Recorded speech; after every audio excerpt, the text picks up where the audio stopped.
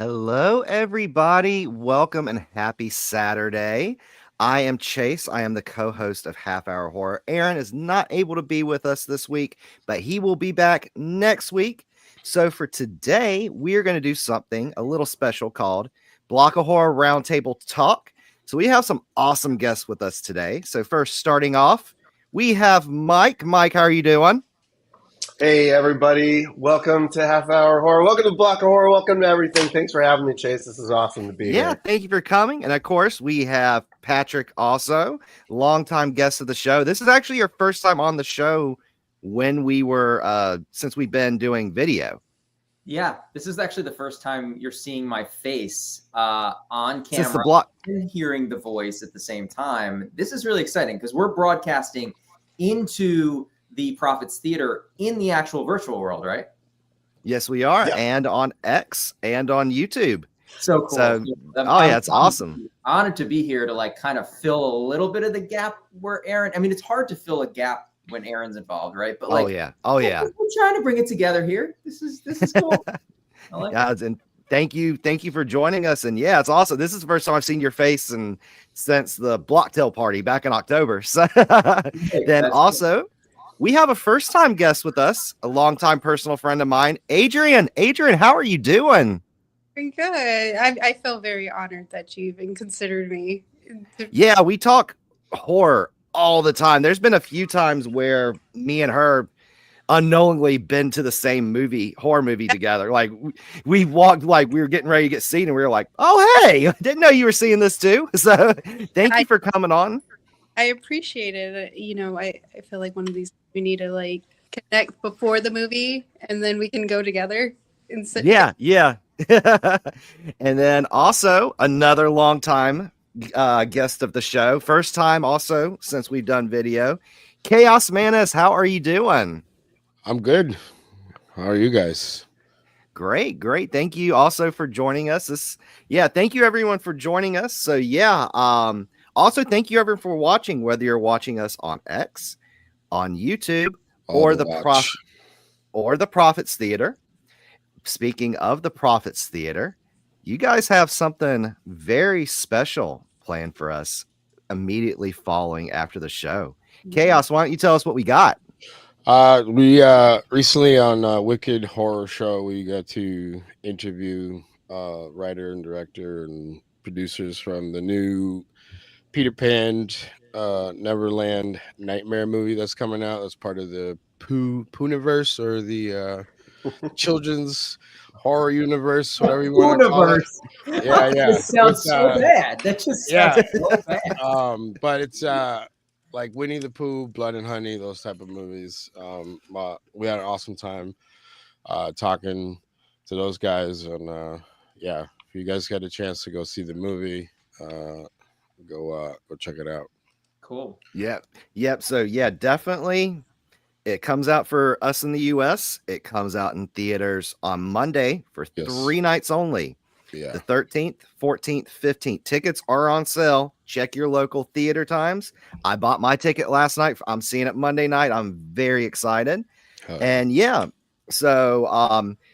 again, if you're sitting right now in the Prophets Theater at the Block of Horror virtual world at blockofhorror.com, stay seated. You don't want to miss this. And if you're watching us on X or YouTube, get on blockofhorror.com. Create yourself an avatar. Create yourself a profile. Take your avatar a few steps to the theater and watch this interview. You don't want to miss it. Walk around.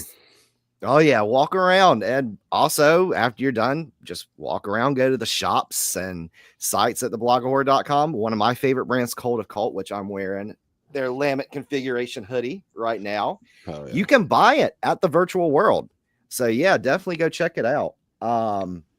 So today I figure would be a nice thing because we just hit 2025. We're at the halfway point of the decade. And, the 2020s has really been an awesome decade for the horror genre. And so many great movies. So I just wanted to kind of do a halfway point of the decade and just talk about our favorite horror movies that have come out these past 5 years. So, let's start with Mike. Mike, what's one horror movie that has really stuck with you that has come out from 2020 to now? Oh, such a great question. I watch a lot of shows too, which is great. Oh, We've yeah. had a lot of stuff. Something in particular that I really love is everything that Flanagan has been doing. I definitely think like this decade that we're in right now, I think is really going to be his decade. I think Midnight Mass is one of those. Haunting of Hill House. But I mean, even 2024 has been the most memorable so far with The Substance. So I think that so far. We have 5 more years left, right? 5 more years left. So there's a lot to come. But The Substance is definitely something that's stuck, and I'll have more to talk about too in this half hour of horror. Oh yeah, The Substance was absolutely phenomenal. And you're right, this has really been a great year for Mike Flanagan.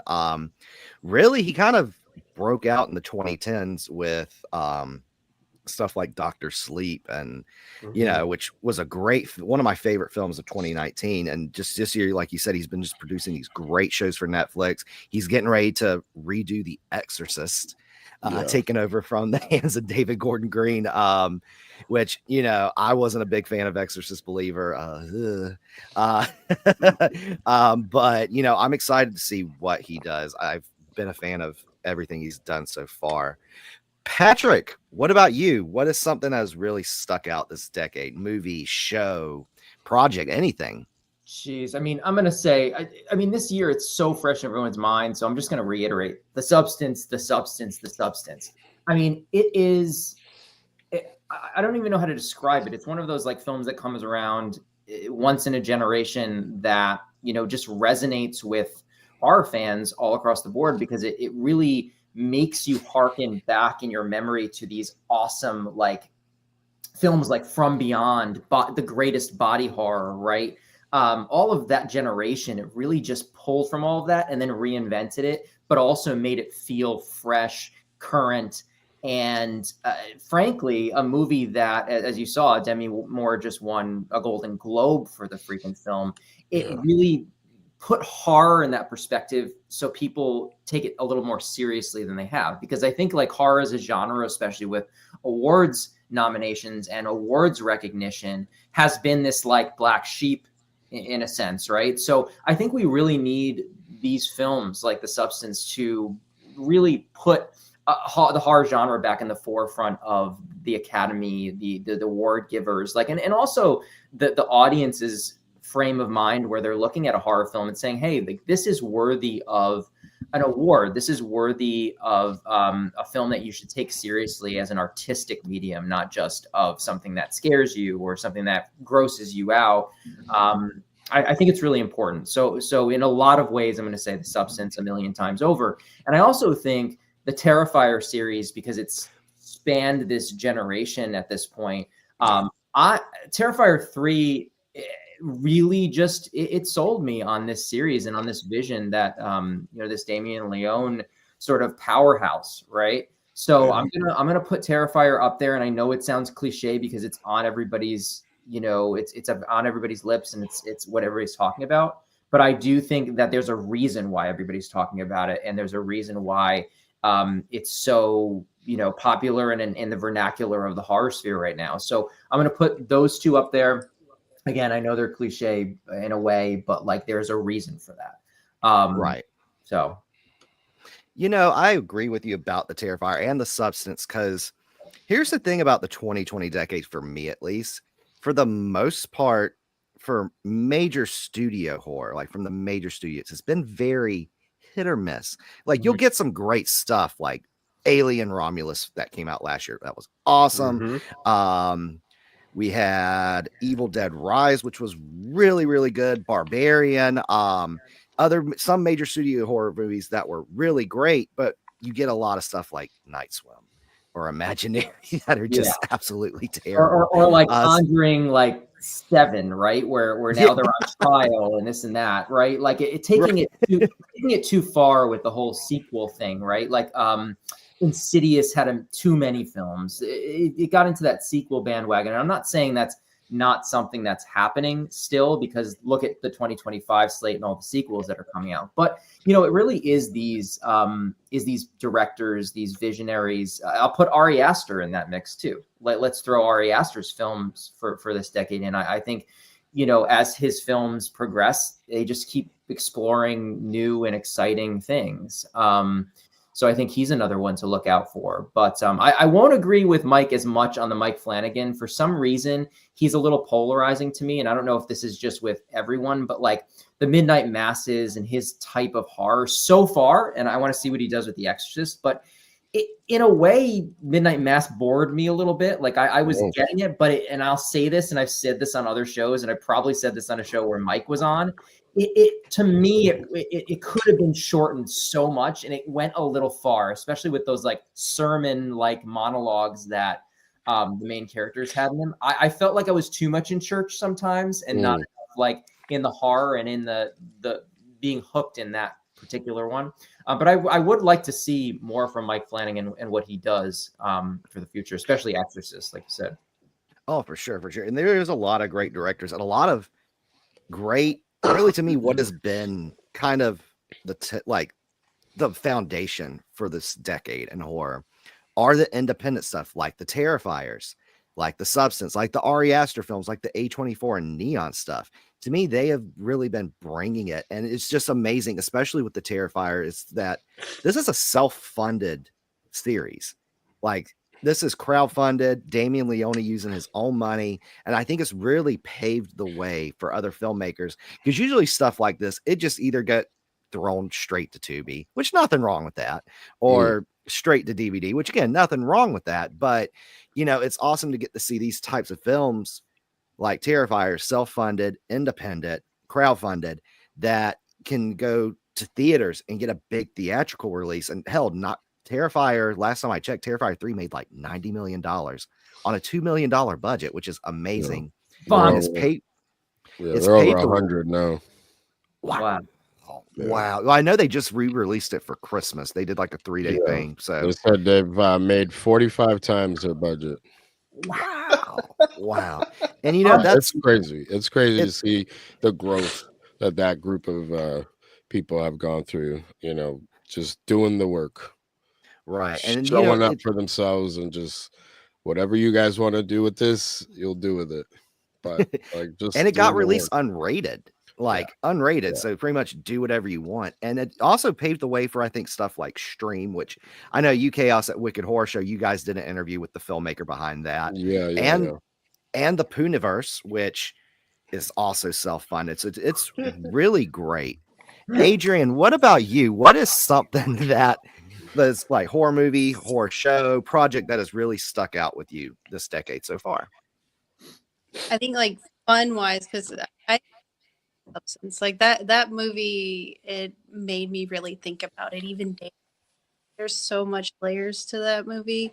I loved, but the one movie that I loved the most was Barbarian. But as far as like fun horror, it was Thanksgiving. That was a complete surprise how good it actually was when it in theaters. I love corny and cheesy horror movies, but they made it good. They, the details and the script and the lines, like it worked with. It could have worked against it, and made it a B-rated movie, but to me, it was A+. It felt so 90s Thanksgiving. Yeah. And that's what I loved about it. Like it followed that that 90s slasher formula. And watching it, if you were to take that movie and transplant it into the decade of the 90s, it would fit right in. Right in. And I love that. It was very nostalgic in that way. That's the thing. Like I took my dad to see it opening day. I just figured I'll take him to see it. And that's what, when we were walking out of the theater, he was like, I liked it. He was like, it reminded me a lot of Scream and I Know What You Did Last Summer and those kind of movies, which fun thing you said, Adrian, you said they could have made it schlocky and cheesy. But the thing is, so I've actually been waiting 16 years for the Thanksgiving movie. It was a part of a fake trailer and a double feature film called Grindhouse that came out in 2007. There was fake trailers from Robert Rodriguez, who directed one of the double features, one from Rob Zombie, one from Edgar Wright, who actually did Last Night in Soho, a movie I haven't seen, but I heard it's a great film of this decade. And Eli Roth did Thanksgiving, and it was actually the way they filmed the fake trailer. It was like a really cheesy early 80s schlocky slasher. But I was like, oh man, I would have loved to seen, in that style. But I think Eli Roth made the right choice making it a 90s style, kind of I Know What You Did Last Summer kind of slasher, as opposed to like the B slashers of the 80s. Aaron, by the way, Aaron and myself with Primordial Pictures took a page out of the playbook of those trailers from the Grindhouse films.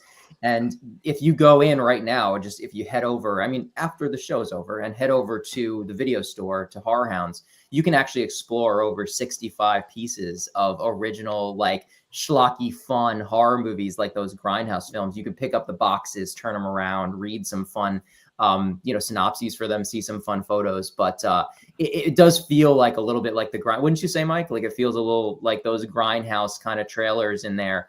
And who knows what's going to happen with those films, but just to kind of get you jazzed, like head over there at some point over to Horror Found. It's right across the street from the Prophets.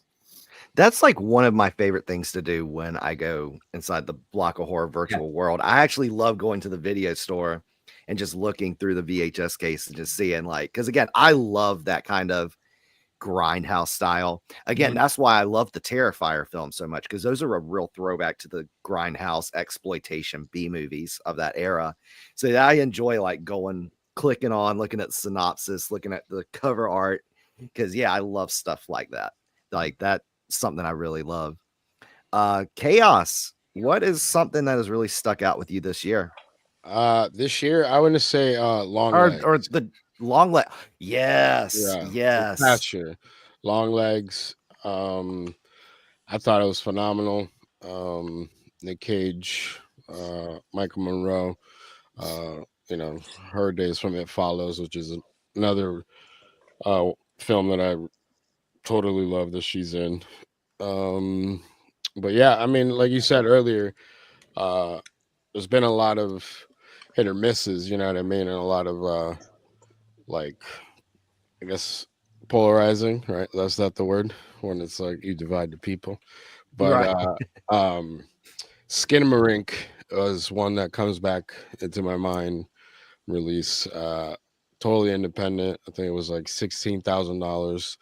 Total art housey type horror. You decide what this film is. I'm gonna give you little kernels. There's displaced voices in the house, and like it was such an experience to see that like in the theater, and just like the darkness being pushed as much as it could be. And it's like, is there a face there? Is there something that I'm supposed to be looking at? But with that, in that same breath, like with the kids and like being locked inside the house, then we get a more polished, what I think is like a little more polished version of that, which is like what's in the darkness, or like what's after me, is a film called The Dark and the Wicked, which is very very bleak. And I would definitely recommend that. It is. Yeah, it's bleak. But what is it? The Wicked, Dark and the Wicked. The Dark and the Wicked. Yeah, The Dark and the Wicked. It came out like. Oh. No, I have not seen this. This looks interesting. I think it's a Shudder original, just like Skinamarink. Which, speaking of Shudder really has been on a roll these past few years. Of course, releasing Skinamarink, a film that I necessarily didn't care for. But here's the thing, though. I've come to respect the hell out of it. It's not my jam. Yeah. But it's one of those things, like you said, I respect the hell out of it. It's one of those, it's up to your interpretation. There's going to be some that watch it that are going to be like, oh, this unlocks, different childhood traumatic memories. There's this and that. And then there's going to be people like me, when I first watch it, it's just grainy shots of walls. Like, fix the camera. Like, I've heard of Dutch angles, but like, Jesus, like we're looking right up at a corner and that's it. Yeah. But yeah, like to like you said, like that's kind of what was across across the waves was like, or it was like, dude, like that was so awesome. So it's like, but that's what this type of stuff is subjective. You know what I mean? Like you can't really Right, get right. mad at people, or like I always think it's funny when people are like, "You're fucking wrong." Like it's like, dude, what are you talking about? I liked it. You did it. All right, cool. Like like it's just I liked a lot of movies that people hated. I yeah. loved Nope. I loved Nope. So Oh, many nope. people hated I like Nope. Oh, I I like loved it. Nope. I like Nope as well. So Yeah, a lot of people really didn't like Nope. But yeah. Skinamarink, I could see why that's so polarizing, and I can see why some people really love it and some people hate it because it's a vibe, right? Like Yeah. I think you have to have that feeling, and in a way, it is a little bit nostalgic, but in a different way than like something you've seen or watched in the media or a film.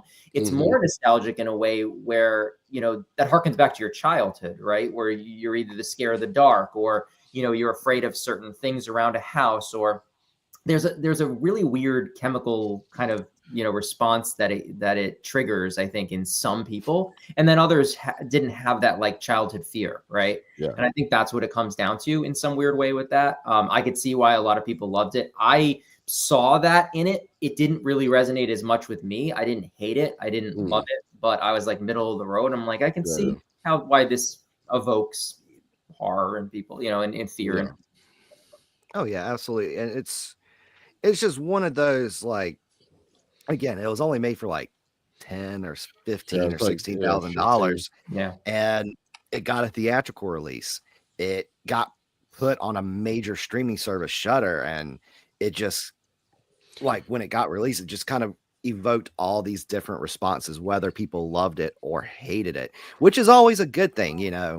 I mean, there's a difference between something people are like, no, this is like the worst movie ever made. Like some movies, again, I'm not gonna beat a dead horse, but there's been a couple movies that came out this year that people have said that. But it was just very polarizing. Longlegs was. Where'd you get that badass Pearl poster behind your head? Because talk Oh, about movies of the last, like, I mean, the X series is, there's hit or miss, but that fucking Pearl poster behind you is awesome, and I loved Pearl. Talk about an awesome movie from the last. oh yeah. So after Pearl got released, A24's official website released this, and I had to get it. Actually, yeah. Speaking of Pearl, has everyone here seen the X trilogy? Oh yeah. The only one I didn't see was the workout one. That was Maxine. Maxine, yeah. Yeah. Adrian, have you seen them yet or no? No, I haven't, but I want to. I do. Okay. I think the first two are on Netflix. So yeah, when you get a chance, definitely check it out. Cause yeah, that's the next one I want to bring up. It looks Is the very unique in a sense. Yeah, and here's the thing about it. Like, so with the X trilogy, each one is a very different style, where it all has this kind of like a connecting story. With X, of course, X is about a group of friends that go into rural Texas, rent out a farm to film an adult entertainment film and capitalize on the video home market. And in the meantime, they're getting attacked by the elderly couple that they're renting the cabin from. Then that one's very much in the vein of something like Texas Chainsaw Massacre. Yeah, those type of chase them. But that's you mentioned the old couple, right? But I don't want to ruin it for Adrian, but when you do watch it, the aspect of the old couple is very creepy, and like there's a juxtaposition between inside of their marriage themselves too, that's like not just outside creepy but like inside creepy, right? So, yeah, and honestly, like this one really is where Mia Goth, who is an actress who's been around for a while, this is really where this was kind of like her breakout role into the horror genre. I know she was in the Suspiria remake by Luca Guadagnino that came out before that. Yeah, that came out, I think, like another 2017. That's another great great horror film of the last like 10 years. I mean, great film, great soundtrack. And wow, I mean, we could talk for a whole show about that Suspiria film. Yeah. See, I haven't seen that. I've seen the original, which I love the original, but I need to check out. think it's an Amazon exclusive. You have to see it. Yeah, it's you do. It's really, really good. It's an epic. I mean, it's like 3 hours long. But Tom York does the soundtrack, which is it's truly brilliant, and it's like it elevates that film to no end. But like, it's such a great film that explores so many themes, and there's so much subtext in it, and like there's like Nazi Germany. It's a crazy freaking movie that you have to see. Yeah. Okay, I might have to check. It's been on my watch list like for the longest because again, I've seen the original, love the original. So it's just one of those I just kind of need to knock off my watch list. But speaking of Germany, going back to the X franchise, you got the prequel Pearl, which follows one of the elderly couple, Pearl, as a young woman in the 1918. She's the daughter of German immigrants. And that one is very much kind of like the way I describe it, like a twisted Wizard of Oz. Like, great. That's a perfect analogy. Yeah, it's amazing. It's just really her descent into madness. And we're going back to your point about Oscar, major award shows snubbing horror genres. Mia Goth and Pearl. Oh my God! Why wasn't she nominated for anything? I know no idea. I mean, like that's like one of the and Scorsese is a huge horror fan. I mean, he's one of his inspiration was Peeping Tom, a Pressburger movie. But like, I think like he was very vocal about Pearl. He's like, this movie is phenomenal. And I can see why. It is one of those movies with a role like that. Creatively, I mean, it really hits the mark with that Wizard of Oz Technicolor kind of feel. But Mia Goth in Pearl is like, I mean, that was like the epitome of snub in the last few years. Oh yeah, you got that. You got another one people talk about. This was in the 2010s, but Lupita Nyong'o for Us is another one. Toni Collette for Hereditary. Willem Dafoe for The Lighthouse. Oh my God! What was talk to me? What was the lead actress's name in that? I forgot. I think Sophie Wilde or Sophia Wilde. That as well. I mean, she was so good in that. Yeah. Actually, let's talk about Talk to Me because I didn't like Maxine. It's the third entry in the X trilogy. I'm on that bandwagon. Hand raised. Yeah. Here's the thing with Maxine. Real quick before we get to Talk to Me. Tell me why. Tell me why not to watch it. Tell me why. Here's the thing. So X and Pearl are two of my favorite films of all time. Like I saw both of those in theaters and immediately fell in love. So as you remember, there was like a lot of hype for like 2 years for Maxine, and everyone was just so excited about it. A lot of that. Oh yeah. It finally came out, and it was just one of those. If you would have asked me immediately after I saw it, I went into the theater with rose-colored glasses and just want to ignore any flaw it had. And I was like, this is amazing. This is amazing. Yeah, you and me had to talk about that. So the thing was, like, it was just one of those things. Like, I went with my partner. He loves X and Pearl. And like, I was like, oh my, after we were walking back to the car from the theater, I was like, oh my God, this was amazing. He straight up told me that movie was shit. So, you're wrong. You are wrong. You are wrong. A buddy of mine who lives out of town, like, went to go see it same day because we went to the early preview, and he texted me the same thing. He was like, dude, I did not like that movie. Wait a minute, guys. What are you? Yeah. So when it came out on DVD or Blu-ray, I bought the Blu-ray. I was like, I'm gonna watch this. I'm excited. I'm gonna love it. And when I was watching it at home just a few months ago, when I bought it on Blu-ray, I was like, this isn't very good. Like, this is not a great movie. I mean, it's entertaining, but it's disappointing. I saw you trying to redact all your posts on the internet. Actually, I never said this was the greatest horror trilogy of all time. I did not say this was better than Pearl. It's all right. Pearl was the best of that series for sure. And it could stand alone as its own like weird, film.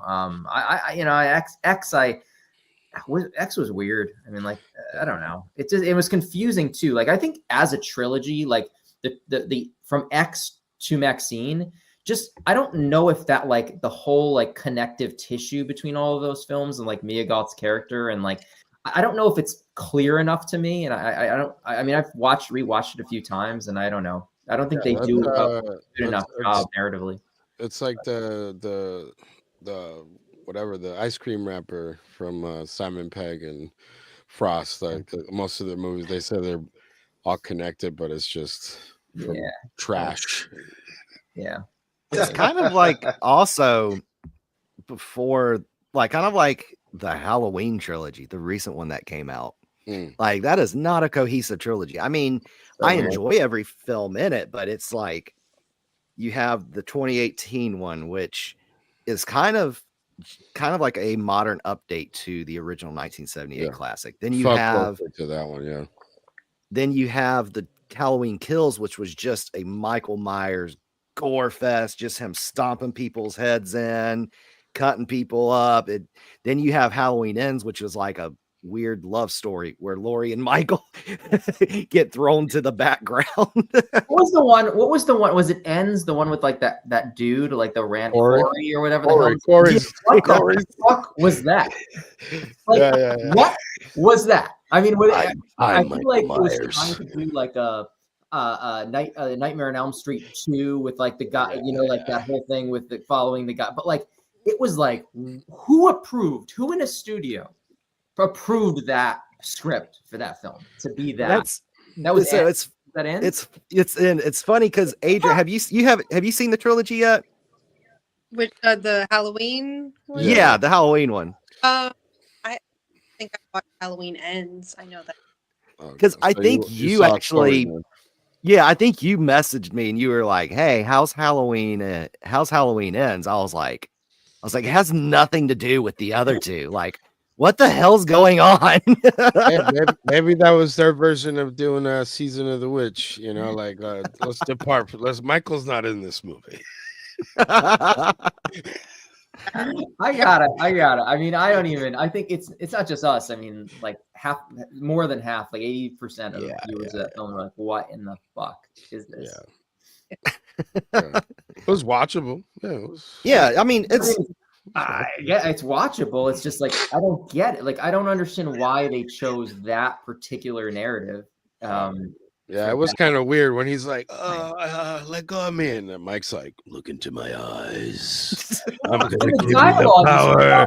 Uy Dembella. Oh my God. Like, the dialogue and the acting is horrible too. Like, it's sweet. And there's this, I don't know, these weird, like situationally, like bizarre scenes where this is just would never act out like this in real life. Like, here's the thing. I've told this story on the show before. I think actually during our Halloween episode back when we were on X Spaces, actually the last episode we were on X Spaces, you and Chaos and Patrick, you both were on it.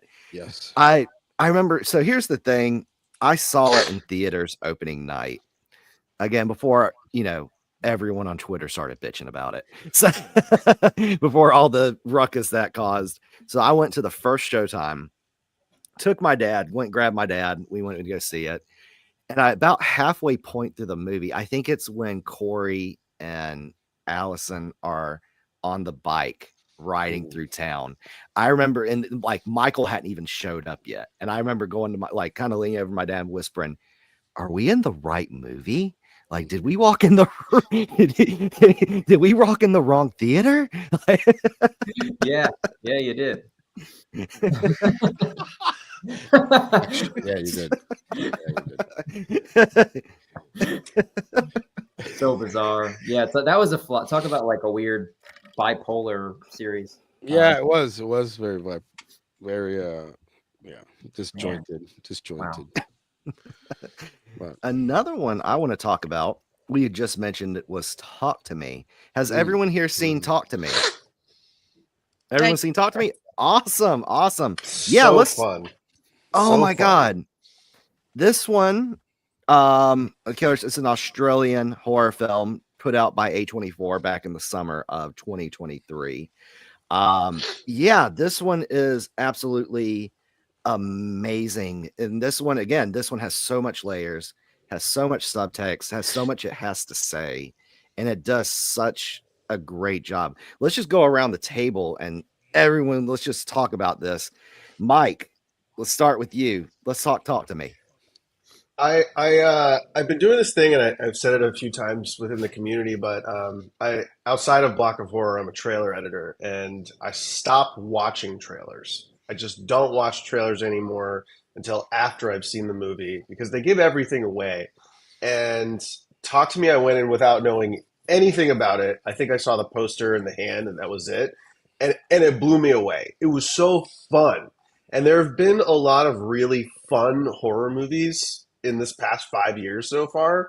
I have a whole list I want to get to before the hour's over, but the Talk to Me was just so fun, and I think it did a really great job of hitting on like the modern social media aspect of where we are right now. With something going viral like this, I haven't seen anything like that before, so I had a great time.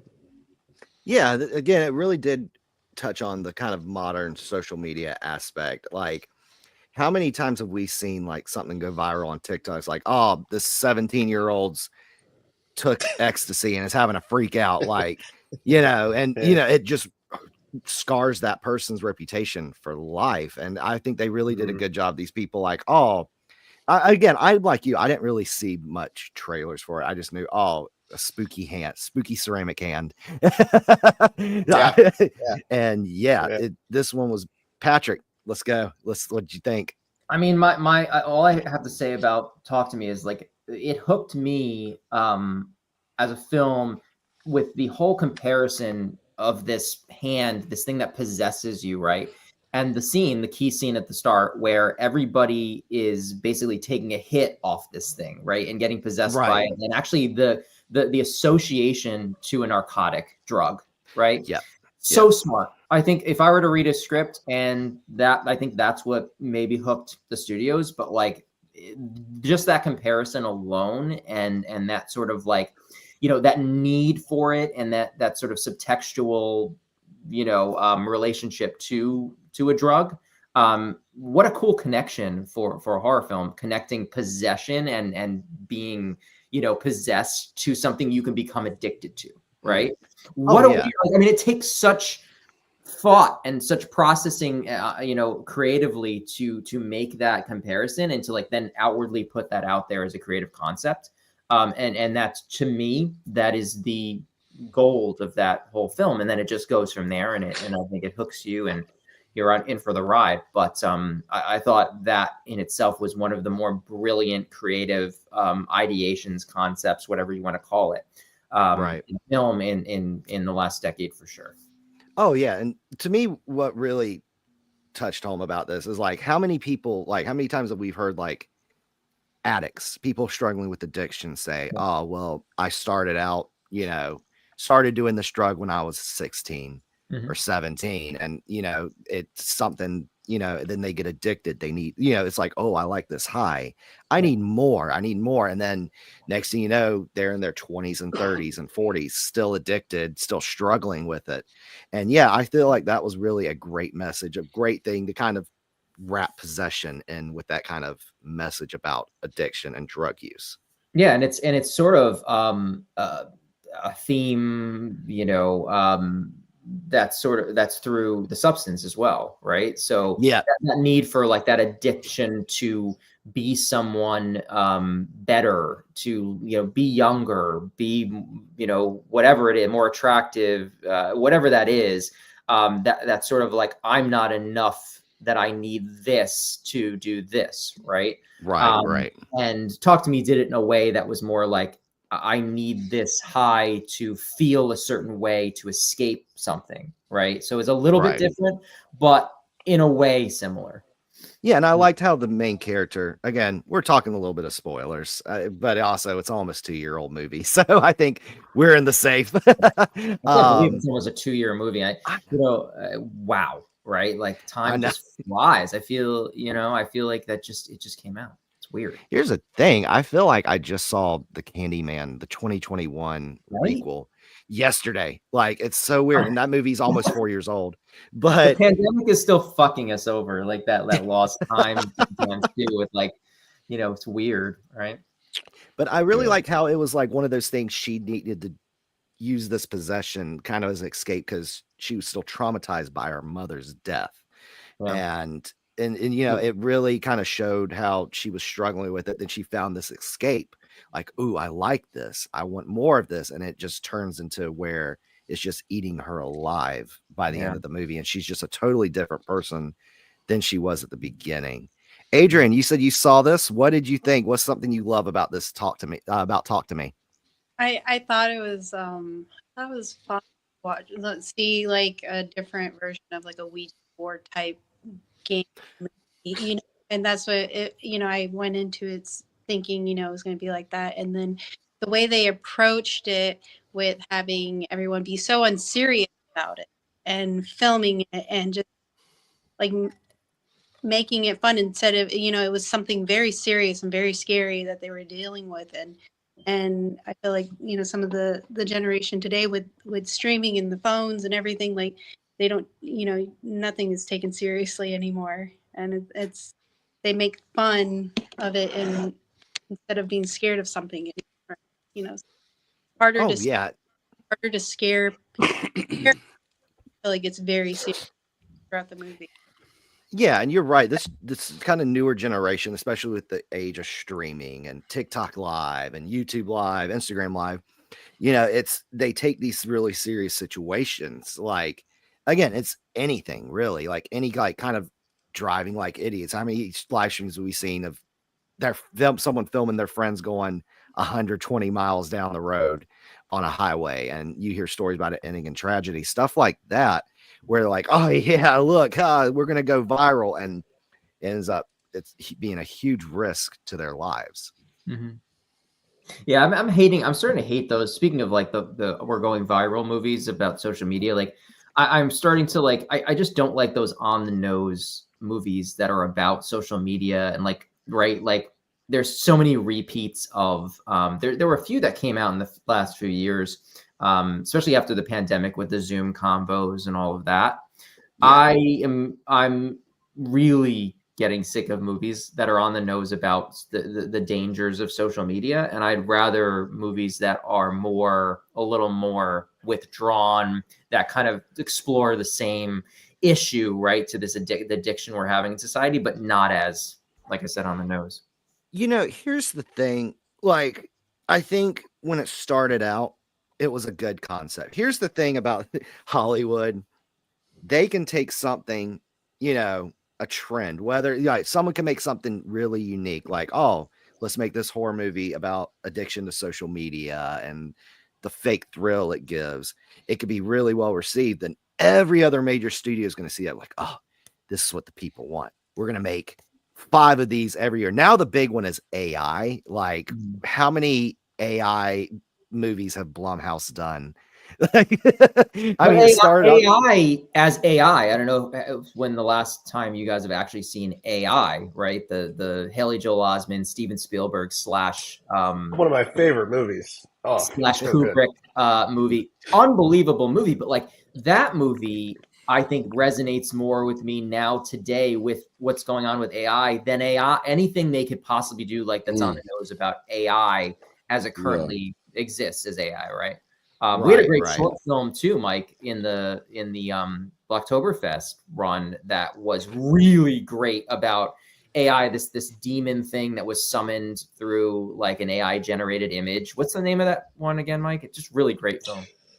Oh yeah, we have one of our favorite directors come in, and he did an incredible film Oh my god, Um, so good. We should like replay that. Mora, yeah, Mora. we'll play Mora in the theater again. Yeah, just Yeah. a great take on AI and So good. like AI generated art Right. and just the whole thing. Yeah, I hope he wins so many awards. Yeah, so good, so good. And I hope they make I hope they make some sort of a feature length version of Mhm. that, because Yeah. really terrifying, and everybody's meddling with it now. And I say meddling because we are meddling very heavily in this weird line of creating these really, really creepy AI generated things. So I think it will resonate with a lot of the mainstream audience if you could just get into a feature for that film. Would be great. Yeah.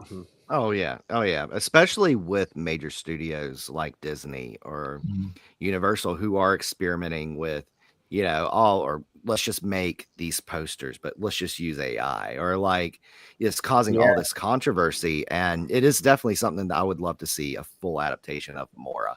As a producer, I have seen in the new year 3 new requests come into our company to produce with AI.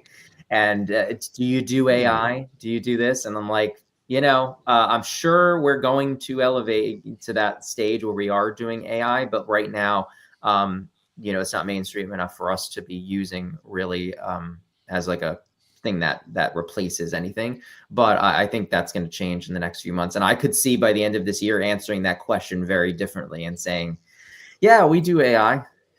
Let's take your project on and not go out in the field and capture this or capture that, and just do it on a, in a generated AI generated world. Really crazy. Oh yeah. Chaos. It's the CD player all over again.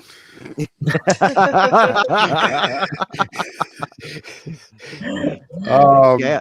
Oh man, you're talking to someone who loves analog right here. Like my entire world is just going back to vinyl and back to CD and back to cassette and all that. Like I love it. I don't like going forward. I'm on everyone's like, since we're talking just a little bit of AI, not to like hang out here, but I just think it's gonna end up being a tool like anything else that's ever been introduced into like tech fields and that kind of deal. It's just how you use it, and because ethics are coming to like the people, the person that's going to use it. So it's just, if you use it with shit intentions and with like trying to be malicious, then that's on you. You know what I mean? And the consumers will source that out and either support it or not support it. So it needs to be regulated as well in a way. Yeah. I think like this, like drones, all this stuff that's going on. Everything's going faster than we can, and I don't think we can get off on this tangent. But this is horror. There's a world here where horror exists, and there's some story in this. But this is like the pre-code sort of era. Everybody kind of goes through that like gray area time where the restrictions and the laws haven't caught up with how fast everything's moving. So I think we're in kind of a time right now where like the law's not there, so what are we gonna say? When people are like, we're on our way to singularity, like they're just making weird art, dude. Relax. Yeah. Speaking of AI, Megan was a great film in this past few years. I've never seen it. I know there's like so good. So fancy. It's great. It definitely like there are comparisons to like the Child's Play, especially like the most recent Child's Play. I guess was probably closest to a Megan narrative. Yeah. But it did it well. When I saw the trailer, I'm like, oh no, here's another like Child's Play killer doll movie. But it was good. It was very good. Yeah, this one was a lot of fun. Adrian, I know you talked about it. Like you said, it's kind of like a great gateway horror. Someone to get into the get in the horror genre, because again, it is a PG-13 horror film. Oh, it is PG-13. Is there 2 versions of this for the people who have seen it? So there is a PG-13 film which got released in theaters. Then they released a rated R cut, but there's not much of a difference. They just drop the F-bomb a couple times, and then there's like a little bit of blood splatter on a couple scenes. Like that's all you get. gotta drop the F-bombs. No. Rated. So, There was so four. Adrian, so I know, like with you, because again, you're a mother. Like, would this be something when your children get older, like with Megan? Would that be something you would really introduce? Like, you're like, say your kids are like, "Hey, mom, we want to get into horror movies." Would Megan be like one of those you show them first? I think so, especially like with them growing up in this generation with like the computers and the robots and all the drones and everything. You know, I feel like it matches with that they would understand, you know, and be scared of something like that because it's something that they're surrounded with, this technology. And versus like for me, when I was really introduced to horror, it was like the movie The Ring. Mm. Yeah, yeah. My favorite. It's my favorite. Yeah. Yeah, The Ring's a good one, and that's also is that who directed that movie? There's the director of The Ring. Look this up, Mike. I'm trying to. Or I can. Verbinski, Gore Verbinski. Gore Verbinski. He's one of those like under the radar type of directors that have done a lot of great films. I think he also did that Cure for Wellness film. That's also one of my favorite movies too, and very underrated and under in the a radar. Twilight Zone-y kind of way, but like, yo, Adrian, yo, I love your screen name. Sorry, I just want to say it every time I see yo, Adrian. Yeah, I mean, like, The Ring is such a great film, and another film that like they did too many freaking sequels. None of them were good. None of them were. That was like, yeah, that was doing that. The Grudge, The Rings, all the when they were doing all the J horror, the J horror, readaptations. Like, I just say, if you want that kind of vibe, go to the source. That's so much. Like, it's not bad. It's not that they did a bad job. It's just like you said, they overstayed their welcome a little bit with trying to push like, oh, this is like, you know, let's add what we think. Like, instead of just like stay true to the material. Like, if you watch the like the Grudge J horror like versions of it, like there's way more like bleaker stuff and like and they don't even show you that like on like full on stuff, but just like the insinuation of certain things, like the scene of a car, like, but you know there's like carnage happening inside of it. It's just like, you know, it's like, you know, versus like, oh my god, we're getting chased by a weird face photograph. Like, you know, that's the thing with a lot of American remakes of foreign horror films, where if you watch the foreign version, it's very bleak. Like, usually they're gonna leave you depressed by the end of the movie. Oh, yeah. A good example of that, or the American remake, is a little bit more sanitized, where American audience can adjust it. They'd be like, okay, I like the ending, I can go home happy. A good example of that is Speak No Evil. 2022 Speak No. I didn't see the new one. How was the new one? Again, like, I saw the original, but the new one I heard is like just the same movie. Yeah. So as we know, 2020 Speak No Evil is a Danish film that came out. They did an Americanized remake from Blumhouse. Yeah, it's essentially the same movie. There's just some things like the ending's different. And and McAvoy. Yeah, McAvoy, which James McAvoy's great. Oh, he was great. He was great. Bodied up. Oh, he got ripped. Holy shit. Bodied up. James McAvoy. You know what series I rewatched, which falls into this, I guess, maybe this decade, like at least one of them. The It 1 and 2. Oh, yeah. I just rewatched both of those films, and they're just so fucking good. Yeah, they so are good. I mean, like, and I know the script. I mean, there's like a podcast episode somewhere about this film and how many script iterations and how long it took to bring this to life. But like, Muschietti was the recent, like, he was the one who carried the torch into the actual making of the film. But like, they are so good, especially if you can watch them back to back. I mean, like, just the character development, the cinematography, the soundtrack. Wallflish, I believe, did the soundtrack. Just all around amazing. You know, double bill. Do you know what I love about the It movies? So again, with horror, it always seems like with the mainstream, like, kind of film industry, horror is kind of like always kind of like, oh, you're too weird, you're too different. Where, with the It films, those two were really in my lifetime the first horror films that got this kind of promotion and build and hype like it was an Avengers movie or a Marvel movie, because they were like, you were going in the stores like Walmart and seeing It displays like with It merch like they do with the Avengers or superhero movies. And Pennywise was everywhere, became this big icon, and that's what I really love. And also for probably some people's generation, that was their first horror movie. That was their gateway to horror. Good one. Because I know It Chapter 1 came out in 2017. It Chapter 2 was 2019.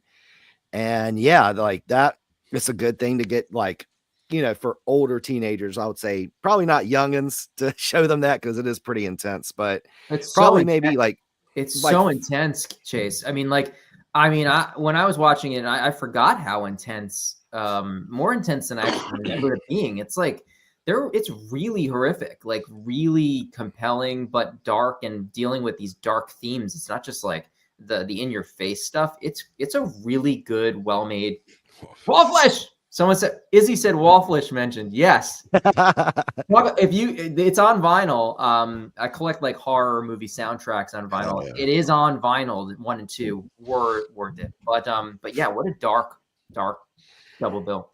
I mean, with Chapter 1, the first 5 minutes, a kid gets his arm ripped off graphically on screen. Yes. They don't shy Yes. away. There's 3 like actual, and then there's in the second one. In the first one, there's like a full on like I'm gonna eat your head kid thing, and then the second one there's 2. There's the one under the bleachers where the girl goes in there and it's just like boom, we're just gonna show you this thing sinking its teeth into the kid. And then in the House of Mirrors in the second one, where the kid gets stuck in between in the House of Mirrors, and you see the thing it break through the glass, and then just boom, like, and the kid's head explodes like a balloon. Intentional, I'm sure, but like they do not shy away from like child like showing the deaths of children in that film. It's really, it hits you. It really hits you. Oh yeah. Because that's something that a lot of people have, like when it comes like to horror. A lot of people who I've talked to said, they're like, okay, that's a little too far for me. Point would be our animals and children, and it went there. It Chapters 1 and 2 went there. It did, and I saw It 1 and 2 before the birth of both of my nephews. One of them is 5 now, and one of them is like a year old. And it took on a different meaning for me because I'm really close to them, and like that relationship I have with like 2 kids that feel like my kids. I understand like this bond with children, and it kind of just like changed my frame about kids and like relationships. And now I think it hit me harder than it did before they were born, which is when I first watched it when it came out. Right. So Right. it's fine. Anyone who has kids or knows, has relationships with kids that are close, it really will hit you. Yeah, I have a couple films that will turn the 2 that you just were talking about a little bit. That turn the heat up a little bit. When Evil Lurks. From Demian Rugna. That one's great. And Aaron would be like, ding, ding, ding, ding, ding. He was very vocal about when Evil Lurks and told me about it. So like Aaron is like here in spirit, going like, when Evil Lurks, yeah. Like, and then his 2017 film Terrified. Terrified, yeah. Aterrados. Terrified. Yeah, those are very dark, very bleak. And that's like but they deal with like supernatural stuff and like that vein. But it's very like I like these films like this where like it's very rooted in like the people, right? They're telling more of the story of the people like reacting to the thing and not like the thing, like right. Mostly, but like like you said, like showing all the kid stuff and like. Yeah, there's a few scenes in both these films where, like even myself, I was just like, what the fuck? The end of when Evil Lurks, the ending is just like, it's so depressed, it's so crushing. And they set that up the whole film, and when you see it, you're like, shit, they spent the whole film for this as the payoff. and Yeah. this makes me feel like shit. You know, Yeah, like, it's just it's like so dark. nothing you could have did. Nothing. It Oh, with Evil Lurks, that was one of those I heard people hyping it up because it got a limited theatrical release at first. Then I watched it when it came on Shudder, and I started watching it. To me, what really got me was the dog scene. yes. I was like, that's "Oh, look at the big dog! Oh no!" Like- Yeah. It has like a Serbian film-esque kind of feel to that reveal. Not like anything could ever come close to Serbian film, which is not clearly of this decade, but it has that like in your face, like gut punch of a realization with that reveal that just like, it just is dark. It's just, No, that's like, yeah, like those, yeah, I don't know how to explain. I just felt so like, I don't think I moved for like a half hour after I watched Same. Evil Lurks. I just sat, I was just like thinking, and then I'm just like, oh, but maybe if he had, no. Oh, but what about, no. no. Like, I'm like, just No. doomed. Yeah. he just got the short end of the stick. Yeah, just, No. you know, like that primal scream at the end is just like, you know, it's like, yeah, man, sorry, I don't know, I can't help you. That is one of those films that's really great, but I don't think I could watch it again just because, No. like, I was just sitting there, like after, like, chaos, like you said, like for a good 30 minutes, just like I was just like, depressed. yeah. So we are at the hour mark. Oh, So before we do our plugs and everything, I want to go around the table and ask everyone to name a movie we hadn't got a chance to name yet that from this decade that we've loved so far. Talk a little bit about it. Let's start with you, Mike. Let's go. Yeah, I want to fire off a bunch. We did touch on Barbarian. I thought Barbarian was the most fun I've had in that, like that and the substance. But like Barbarian was just so fun, and everybody I've showed the movie to, and everybody I've told the movie about, like I'm like, you got to watch this.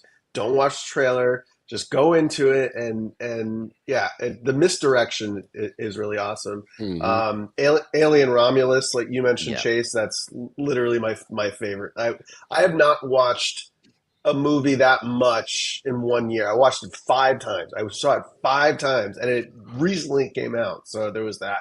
I loved The Menu. That was a lot of fun. Abigail I was watched super that fun. last night. Menu I've So seen good. 3 times already. It's so much fun because I'm such a foodie and I just love. I think there's something about that movie that transcends horror, where I just like to see courses brought out and then just wish I was like eating like 20 courses. Yes. I'm like I'm a slut for like for these like 20 course experiences. I just trust me, like it's crazy. That was great. Abigail was a lot of fun as well. Saw that in the theater. One that like was like the talk for like a week and then it disappeared was No One Will Save You. I thought that movie was so much fun. I tried to watch that and I couldn't get into it for some reason. But I'll give it another shot. No dialogue in the whole movie. I thought, and the sound was incredible. I thought that was a lot of fun. And then some series. The Last of Us was obviously took the world by storm. Especially the game's incredible. Interview with a Vampire on AMC is a lot of fun. Archive 81, if anyone's seen that, I think that was 2020. That's a good one. 81 was great. That's a good one. Underrated on Netflix. And one of my favorites is Cabinet of Curiosities. I think that's a super fun watch. Guillermo del Toro. Great. So yeah, those in these past 5 years, I think all of those. Yeah. Patrick, let's shoot off some. What are some of your favorites? Okay. Well, I'm gonna name 2, and we hinted on Nope, but I'm gonna like go with that whole like the Get Out sort of started that. So I'm gonna go with like Get Out. Yeah. I thought Get Out is a fantastic film. It kicked off this really sort of introspective, like psychological horror type movie, chain of events, or whatever you want to call it. With that film, and I just think it's great. And I think Jordan Peele is a really fun voice to watch. And every time he comes out with a movie, I get really excited about it.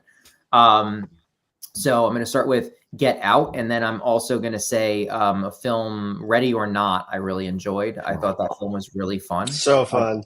Has anybody seen Ready or Not? Yes. Cat and mouse game movie. It's so good. Very So good. good. Um, Adrian, so- yeah. So, yeah, those are, and then there's another one I just want to, before we go to Adrian, yeah. there's one more I want to like just speak to, because it's a movie I actually rewatched 3 times already, and it's on, I believe, Netflix still, and it might have premiered on Netflix. It's called Velvet Buzzsaw. Oh, dude. And if you haven't seen Velvet Buzzsaw, Jake Gyllenhaal is incredible in it. It's a script written by Dan Gilroy, who's a great writer, and it's about the art scene, and Dude. how art can come to life and actually kill you, like pieces of art. Like but it's a great like allegory on like the art scene and how silly and How absurd. cutthroat and all that. But it's also just absurd, like what people look at as art and how far someone would go to like collect art, and it's a great statement piece as well. But if you haven't seen Velvet Buzzsaw, like that's one of my favorite horror movies in the last. I back you up on that, because I really thought no one else liked that movie. I was always talking it up when it came out. It's so good. Like, what? You know what we've been getting? Going back to Velvet Buzzsaw, we've been getting a lot of movies these past few years that kind of have to deal with these kind of cutthroat nature and this, like kind of high society industries. Velvet Buzzsaw, which is about the world of art collecting. You got The Menu, which is about the cutthroat world of high dining, and just, which I found phenomenal. That one was, I watched it for the first time last night, was blown away.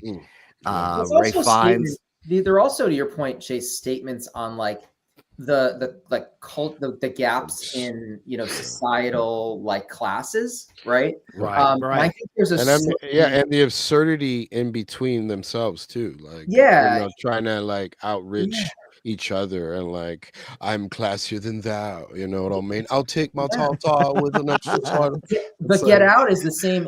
Get Out is the same. It's like it's this like uppity sort of the rich white girl, and it's like and it's just kind of fun to watch the elite be decapitated and horrifying things happen, and it's like you're getting your just desserts. So I think Chase, it's such a great point. I mean, I think we could probably name off like more than a handful of films that explore. The Hunt's another one. Yeah, that one's about a group of elites that capture a bunch of working class citizens because they think they're socially like lower than them, and they basically we gotta hunt. If you like The Hunt, we got to give props to the OG Surviving the Game. Yeah.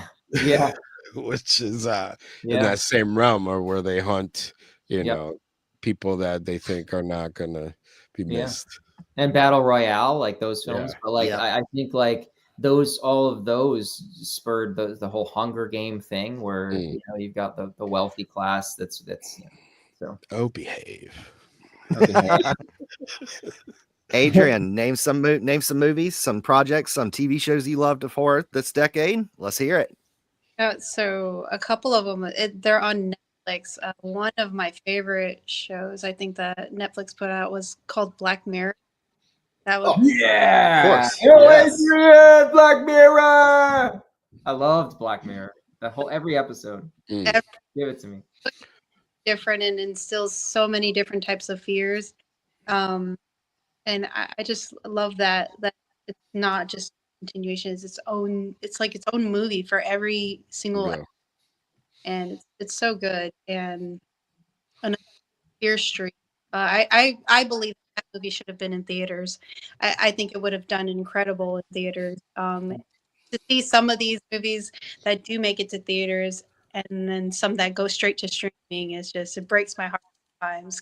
I totally love to see that in theaters. Fear Street was actually, from what I read, supposed to go in theaters. Again, it was kind of during the pandemic era so Netflix ended up buying the rights to it. So therefore that's why we got it on Netflix. But the thing is, what I'm upset about Fear Street going to Netflix is we don't get Netflix doesn't release their stuff on physical, like DVD, Blu-ray, 4K, like and I want my stuff physical. Like I'm still going to subscribe to Netflix, but I want it like on my shelf. I want it sitting comfortably on my physical media shelf, and Netflix doesn't provide that. Go So- to sloppy second sales. Sloppy second sales. I don't know Sloppy if you've heard of second it, sales. but like I don't know if it's legal.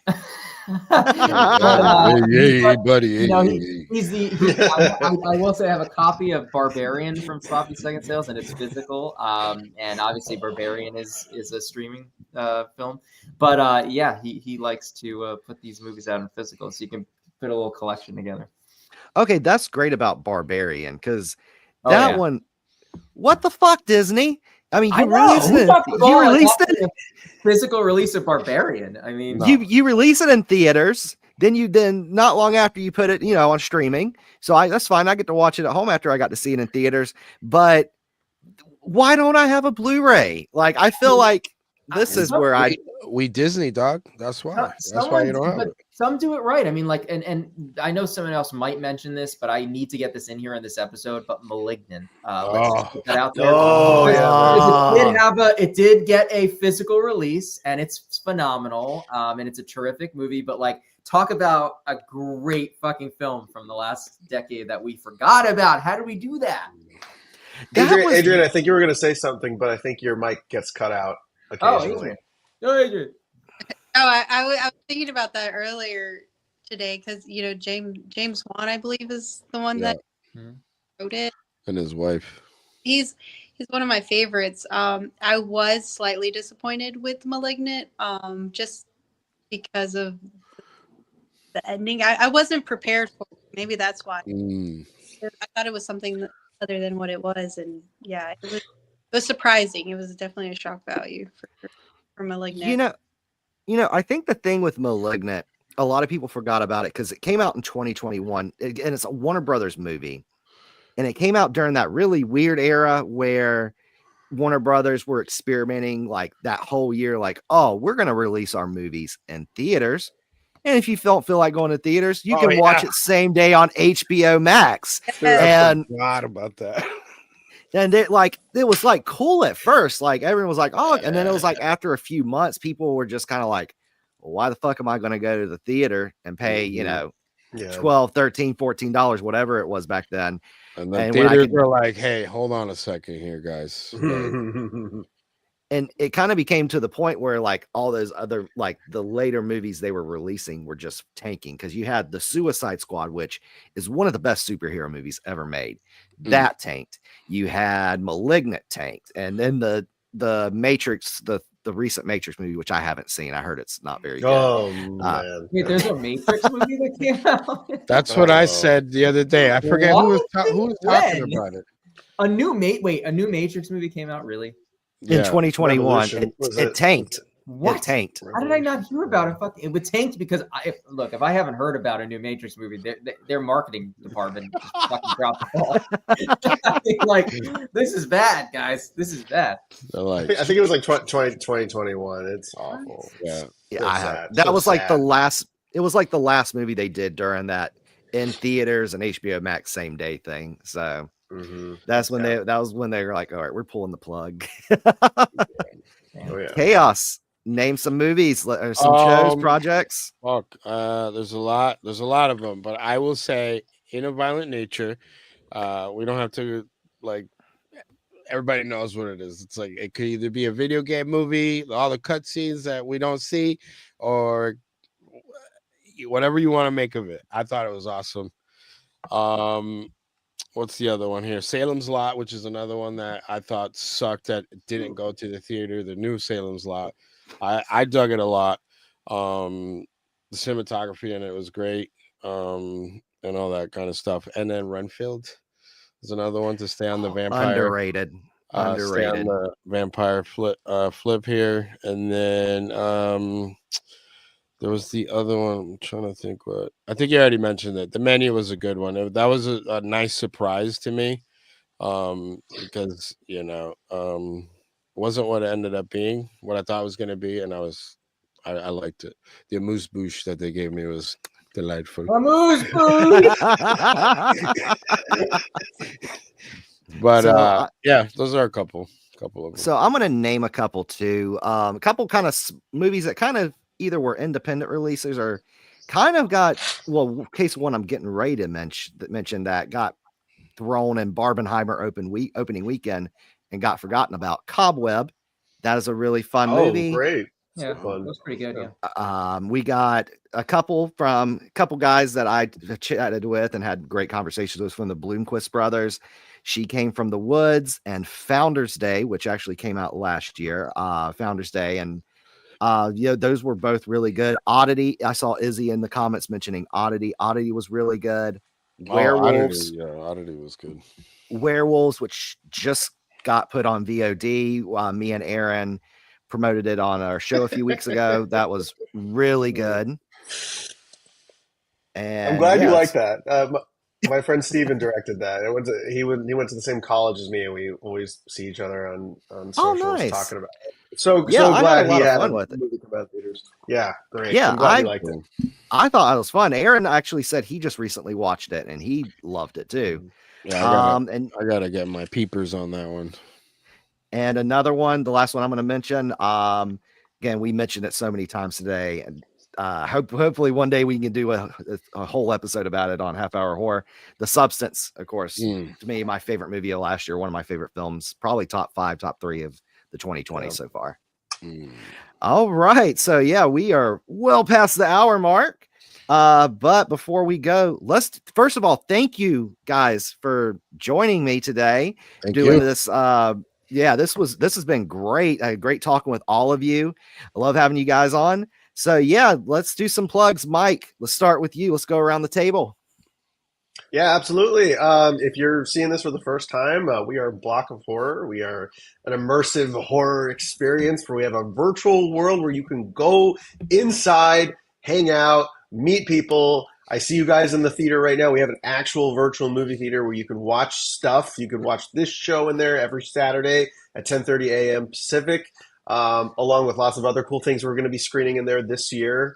Patrick mentioned we have an awesome video store. You go into this nostalgic VHS store, look at all this crazy stuff, pick up the tapes, look at them. We're going to have skins you could equip, things you could wear, make your own character, make you be you. That's what this is all about. So everything Block of Horror, Instagram, X, YouTube, Facebook, TikTok, everything. We're everywhere. So Block of Horror, that's where you can find us. Yes, do follow Block of Horror. A lot of great stuff. You got a lot of great stuff. If you haven't checked it out, you guys are missing out. Thank you again, Mike. Patrick, what you got going on? Let's do some plugs. I mean, you could follow me at New York in June on X. You can also listen to this awesome podcast that I haven't done an episode of in quite a while, but we have a great body of episodes for Screamwriters podcast featuring some incredible horror writers. We've got everyone and anyone on there. We got Mick Garris on there. There's some great shows. If you ever wanted to know anything about the craft of horror screenwriting, check it out. Screamwriterspodcast.com. We're also Screamwriters PC on X, at Screamwriters Podcast on Instagram. We're everywhere. So check us out there. I want to also throw some crazy kind of nod to Adrian's shirt, because I was just noticed how cool it is. It's like Ghostface on an island, on a beach. Oh, that's awesome. I don't know, but I just want to just make sure everybody sees how cool that shirt is. But yeah, that's it for me. All right. Thank you, Patrick. Thank you for coming on. Adrian, do some plugs. What you got going on? Where can people follow you? Besides watching horror movies, I game. I play Fortnite, and I'm on TikTok, so it's Spider-Mom TTOK, and and then I'm on Instagram with the same name, Adrian. Awesome. Yep. Thank you again, Adrian. Thank you for coming. We loved having you. Chaos, what you got? Just follow me on my name right there, Chaos Man is, or follow my podcast, That Strange Show. Like Patrick said, we haven't put out an episode in a little bit, but we got a back catalog you can catch up on. But yeah, we're hoping to come back soon, and then check out Wicked Horror and all the shit that we're doing over there. And obviously Block of Horror, checking in with those guys. A lot of good stuff coming, a lot of good stuff already happening. So for sure, tap in with them, and thanks for having me back on this Saturday. Yeah, thank you for coming. You threw me off with like, we're going to talk about, I'm like, damn, 25 years of movies. I'm like, shit. Like I was just, but this was awesome. At the radio tower. Yeah. Elinka, he says podcast can be accessed with the Block of Horror virtual world at the radio tower. There you go. Same with Scream Murders podcast. We're in there too, and some other great horror podcasts. We got like Paranormal Lounge in there. There's some cool stuff. So midnight after midnight there's really great podcasts. Nightmare on Film Street. Yep. Nightmare on Film Street. Yeah. Yep. So yeah, thank you again, Chaos. Thank you everyone for coming today. I'd love talking with you guys. So hold on, and then go watch Peter Pan Neverland Nightmare if it's playing around you, around the theater near you. So yeah, definitely check that out. You can follow me on all socials at Hey It's Chase. See me every Saturday at Half Hour Horror on blockofhorror.com virtual world in the Prophets Theater, X, YouTube. The show's host, Aaron McLean. Check out his podcast, also Launchpad Pod. Great podcast. Everyone here who has the podcast, Screenwriters Podcast, That Strange Show, Wicked Horror Show, check all those out. They are all great. And of course, Block of Horror. Follow Block of Horror on everything.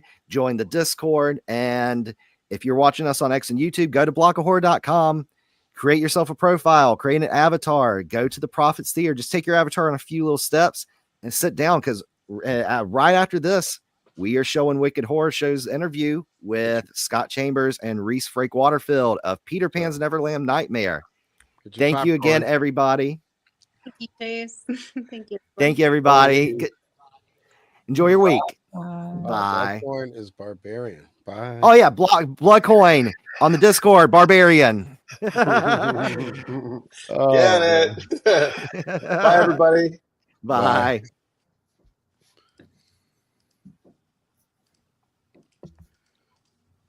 Still live.